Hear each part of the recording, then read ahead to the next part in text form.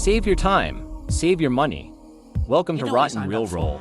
I'm Sinman. Today, we're going to talk about Gal friends. Gadot's new Netflix film, Heart No of Stone. relationships. Before making this What we episode, do I is was too in the middle of a important. series called governments 2023's fail, Worst Movies, where I watched only around thing 20 left is the films. charter. Heart of Stone was one of them, and after watching it, I was most torn highly between trained whether to classify it as a bad movie or not. Ultimately, I decided to remove it from the bad movie list. Let me briefly explain our channel's rating criteria. 6 is our passing grade. If a movie scores lower than that, we don't recommend wasting your time, even if it's available on Netflix. Ratings between 6 and 7 fall into the It's Okay category. You can watch them if you have spare time, but don't bother buying a theater ticket. Anything below 5.5, and our advice is, don't waste your time, even if you're a die-hard fan of the lead actor. Now, back to Heart of Stone.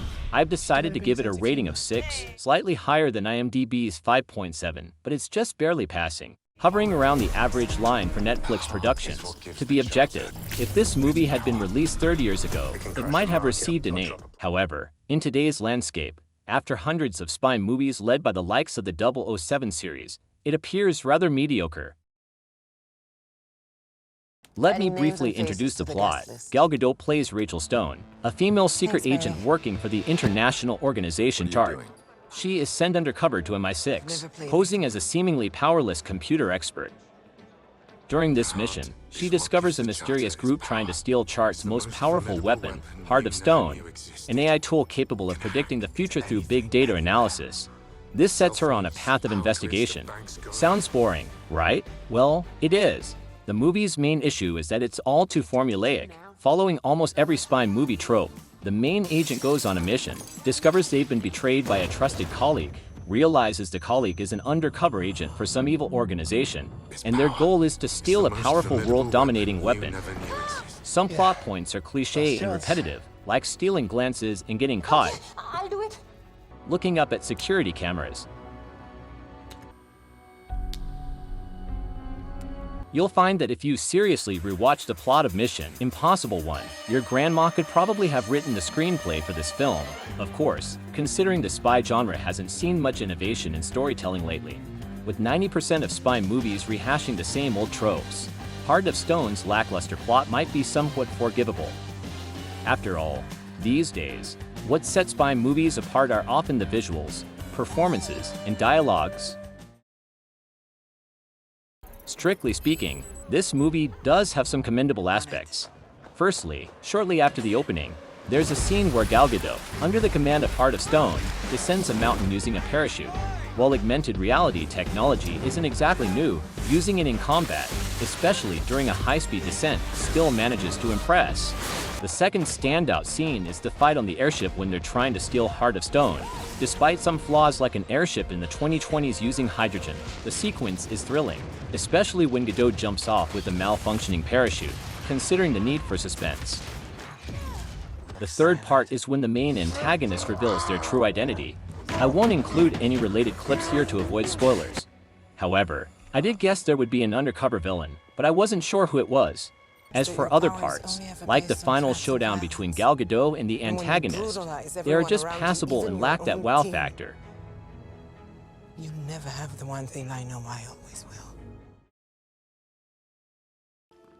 After talking about the good aspects, let's point out some issues with the film. First and foremost, let's focus on the film's core concept, AI weaponry. Since the AI boom of 2022, it seems like every filmmaker worldwide has become obsessed with the idea. It's like there's no movie without AI anymore. Several spy films released this year have used this idea, leading to audience fatigue. Moreover, in this film, Heart of Stone, the AI isn't portrayed as intelligent enough. It still requires human intervention and manipulation, lacking autonomous consciousness. And now you answer to me. I'm sure viewers who've watched a TV series Person of Interest would find this laughable. That show showcased how cutting-edge technology and human collaboration should work together seamlessly. The film also attempts to draw parallels between computers and human hearts. For instance, Stone risks exposing her identity and pushing herself to the limit to save her MI6 teammates. Stone! Where the hell are you?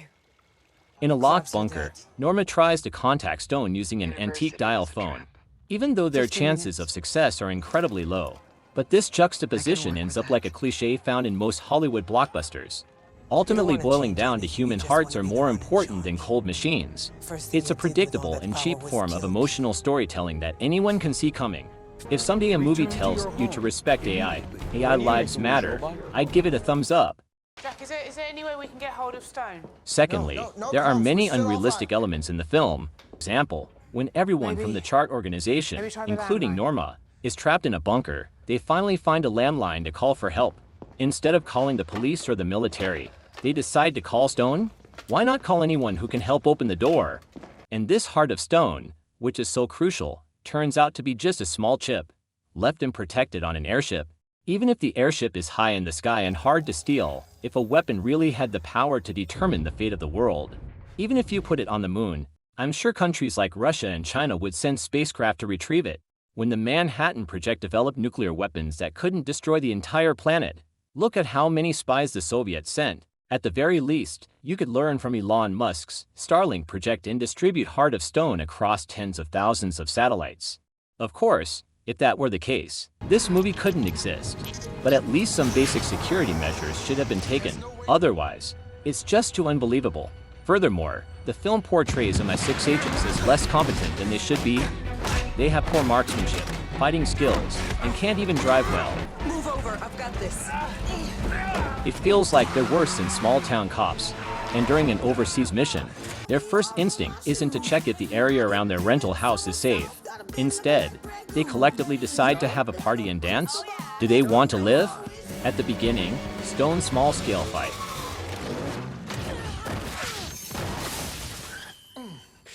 where she takes on 6 bodyguards, is somewhat acceptable. However, how did she manage to hide all the bodies in just a few minutes?